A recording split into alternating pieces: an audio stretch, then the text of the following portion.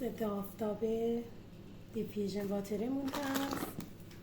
این اینا برای دوتا خواهر عزیز هستش. همینجور این کرم ویتامین سی، همینجور این دوتا ضد آفتاب دسته که برای دوتا خواهر عزیز.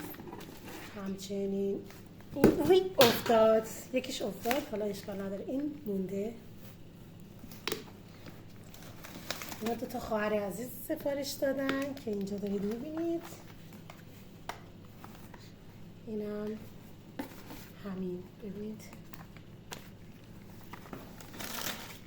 این مایه دستشویی، چون بر دستشون خواستن که روشن بشه، فعلا مایه دستشویی با همین ژل ویتامین سی برای صورتشون، کرم ضد لک، دوتا و تمام.